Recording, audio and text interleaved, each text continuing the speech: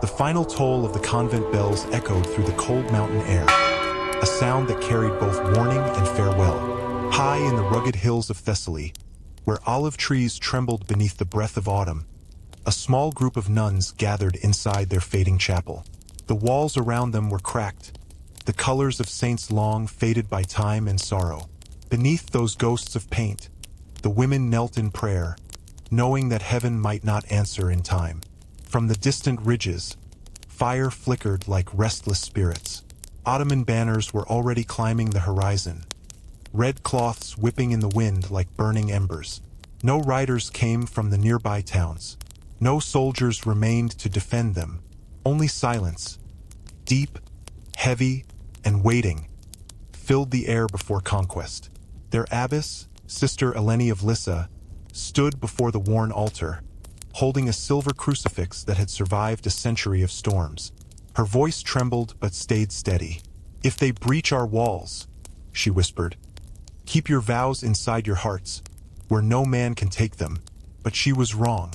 When the empire's armies reached the convent gates, vows, prayers, and sanctity meant nothing. History would try to erase what happened next, but the stones remembered. Make sure to subscribe so you never miss our deep dives into true events history tried to bury. And let us know in the comments which city you're watching from. The first stones of the convent collapsed before sundown. The hymns that once rose through those halls were drowned by the clash of metal and the screams of the dying. The Ottomans didn't waste arrows on holy walls. They shattered them with cannon fire, both a warning and a declaration. To them, a convent wasn't sacred ground. It was defiance carved in stone. Inside, the sisters hid what they could: silver chalices, embroidered icons, fragments of saint bones, burying them beneath the chapel floor. They believed that if their bodies were lost, their faith might still survive. But the soldiers weren't seeking treasure. They sought proof that they had conquered not just armies, but a god. By nightfall, the surviving nuns were herded into the courtyard. Torchlight flickered across their pale robes, turning them into shapes of gold and shadow. They were told they'd be taken before Passover, a promise few would live to see kept. What happened next became legend, so grim that even church historians later refused to record it in full. By dawn, the convent was nothing but ash. Smoke rose from the refectory where the women once shared bread and silence. Ottoman flags fluttered from the bell tower, signaling to nearby units that resistance had ended. Yet in that same courtyard, something unthinkable occurred. The soldiers waited for screams, but heard singing instead.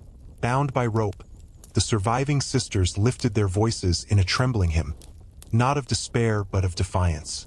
Agnus Dei, Lamb of God who takes away the sins of the world. Their voices wavered but never broke. The Ottoman captain paused, uncertain whether to laugh or silence them. He ordered the abbess brought forward. Eleni still clutched the silver crucifix, the same one that had weathered storms and war. The captain promised her mercy if she renounced her faith and accepted the conqueror's creed. Her reply sealed her fate. "I have already given my life," she said. "What else can you take?" The captain hesitated, perhaps moved, perhaps fearful, then turned away, leaving her to his men. What followed was never fully written. Even Ottoman records, which glorified victories, described it only as discipline for those who refused reason. Yet in European letters that surfaced decades later, her name returned: Eleni of Lissa, the nun who would not kneel. By midday, the convent's bells were melted down for coin. The cross from its rooftop was shipped east as a trophy. But across nearby villages, rumors spread like wildfire. They said that when the wind swept through the ruins at night, one could still hear women's voices, not crying but praying. The smoke had barely cleared when the march began. The ashes of the convent still smoldered when the survivors were ordered to move. 22 women in torn habits, bound at the ankles, were driven south toward the coast. Ottoman horsemen flanked them, their shadows long and unmerciful against the setting sun. These nuns weren't treated as prisoners of war. They were trophies, symbols of conquest, proof that even sacred walls could fall. The road was merciless. The sun beat down without pity. Dust rose from every step and clung to their faces like ash.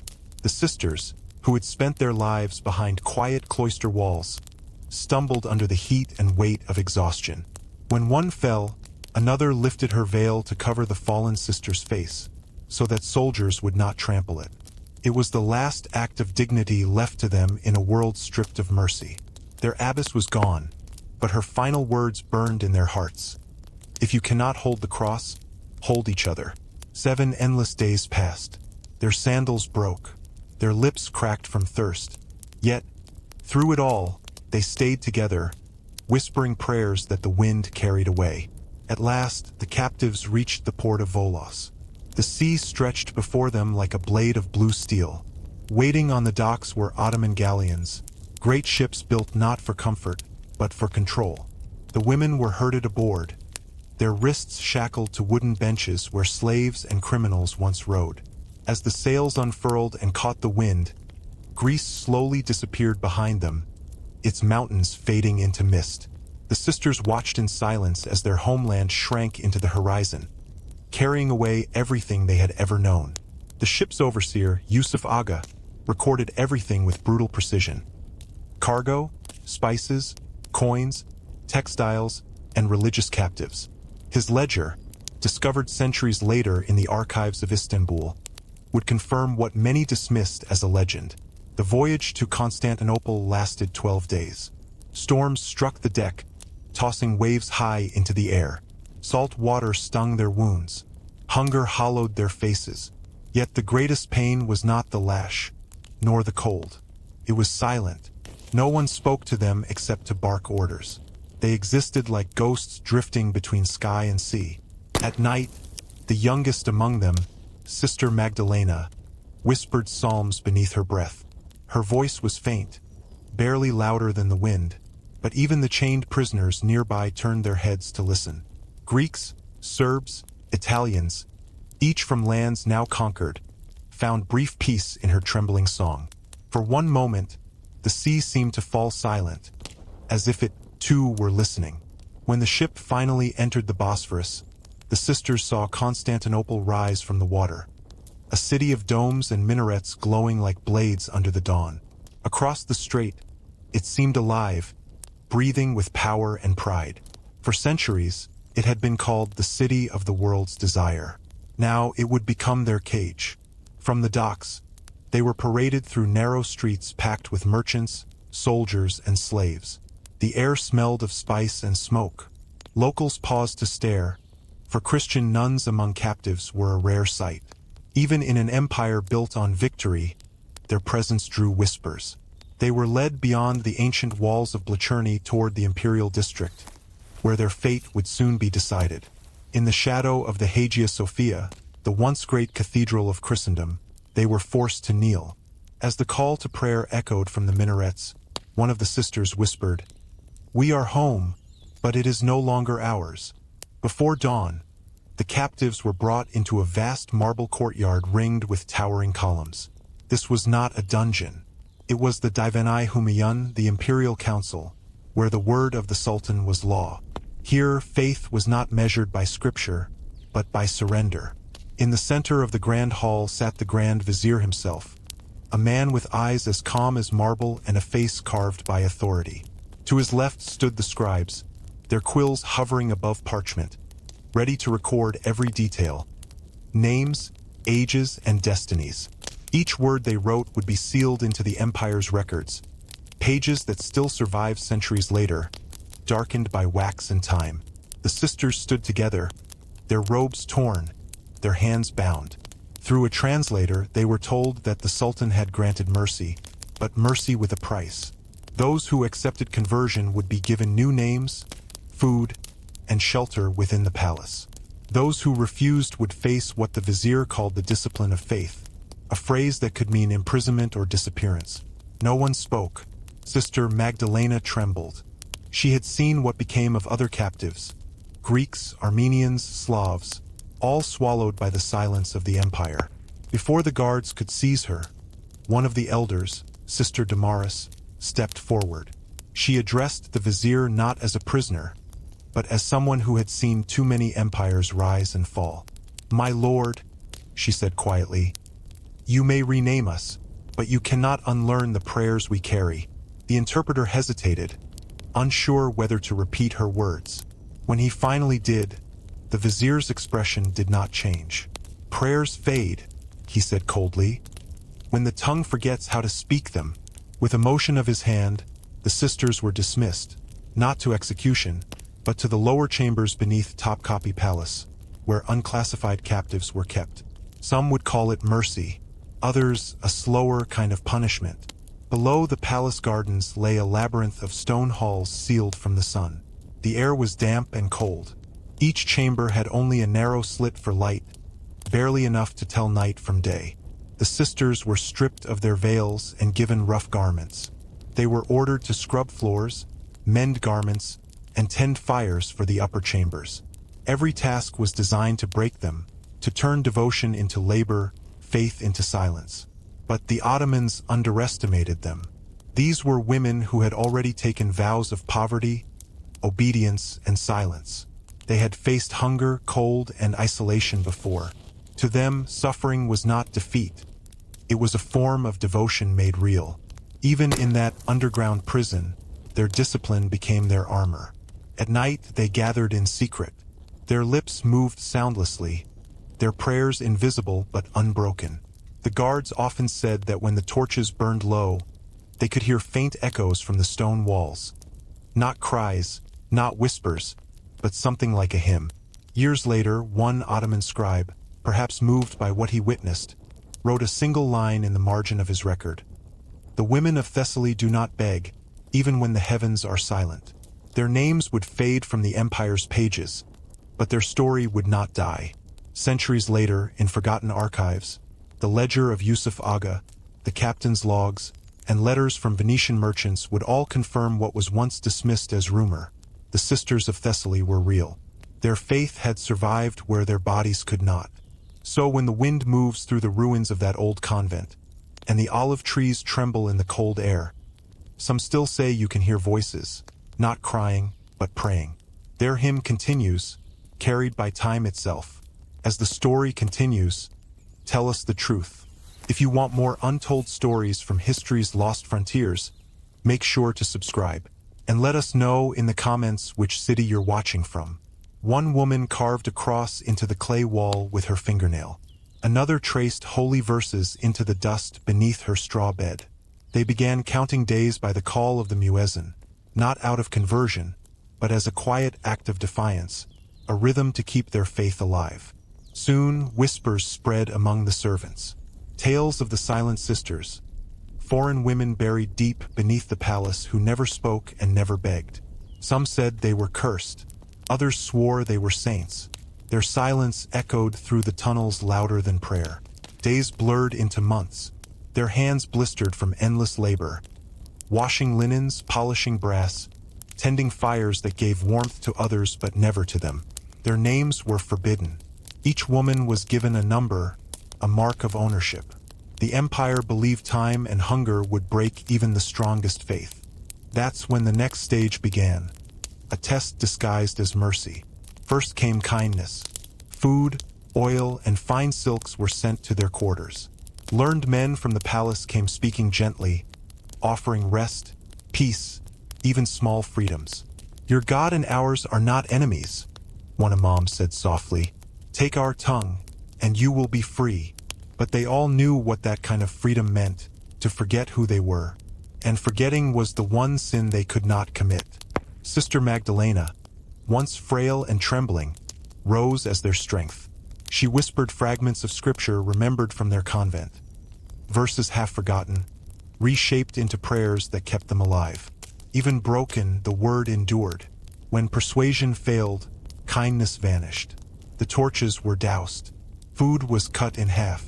The gentle voices stopped, replaced by silence and darkness. One by one, they were brought to a narrow chamber where scribes waited. Each was told to repeat a single phrase of submission. Those who obeyed could live within the palace walls. Those who refused disappeared. It wasn't one grand act of cruelty, but a slow, careful breaking of the soul.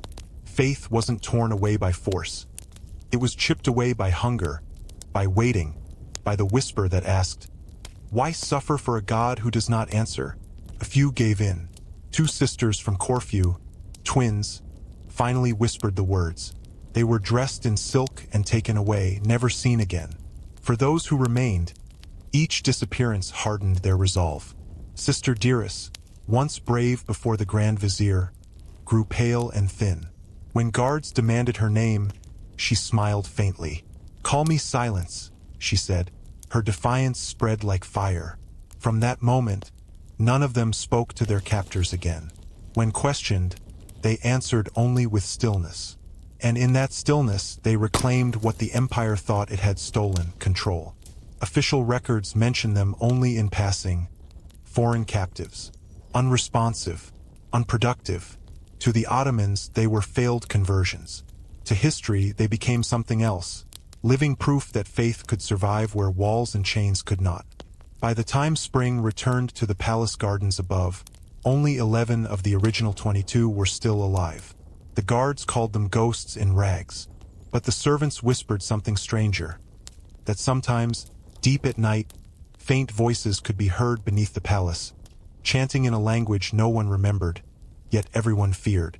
It was the same hymn they had sung as their convent burned. And within those forgotten corridors where no sunlight reached, the survivors found something unexpected: an old, sealed archway buried in dust and stone. First, it was only a hiding place, but slowly it became sacred. They used broken pottery for candle holders, a torn scrap of linen for an altar cloth. From a shattered mirror's shard, they shaped a crude cross. In that secret chapel, they gathered each night after the palace slept. No hymns, no sermons, only whispers. Each woman knelt and shared a memory: a home, a church bell, the warmth of bread before dawn. These memories became their new psalms, small offerings to a God who still listened in the dark. A Venetian prisoner once wrote of strange voices echoing beneath the harem, women singing in Latin to a God not of this empire. For centuries, historians dismissed it as superstition, until beneath the Topkapi ruins, archaeologists uncovered a small chamber carved with Christian symbols, silent proof that their prayers had never stopped.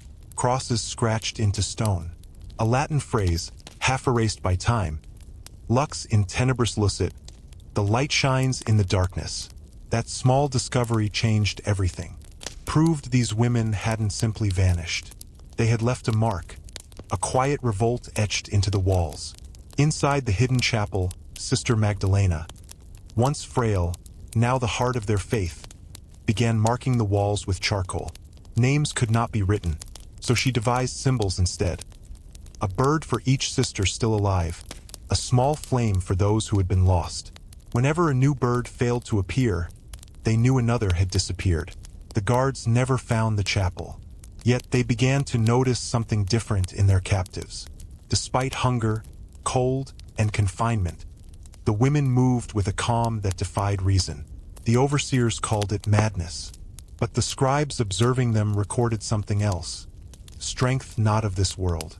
Their secret worship continued for months, maybe years, and though the empire tried to erase every trace of them, the chapel became their final act of rebellion. Not with weapons, not with protest, but with faith that refused to die. By the time a new sultan rose to power, only a handful of the sisters remained, worn, aged, almost forgotten. Yet beneath the palace, their secret chapel endured, silent, hidden, eternal. Centuries later, when modern excavators dug beneath Constantinople, no one expected that under layers of marble and empire, the fingerprints of these women would still remain. Women who prayed in darkness, leaving behind the one thing conquerors could never claim: their faith carved in stone. By 1482, the palace had changed hands again. A young, ambitious sultan took the throne, vowing to purge any trace of weakness from his ancestors. Every servant, concubine, and laborer was carefully recorded, except one group. In the Topkapi archives, beneath columns of names, there was a blank space, a gap where 21 entries should have been. The ledger read, "Unfit for service, disposed, no dates, no burials, nothing." This was how history erased them, not with fire, but with silence. And yet that silence became its own proof. Only something shameful is hidden so carefully.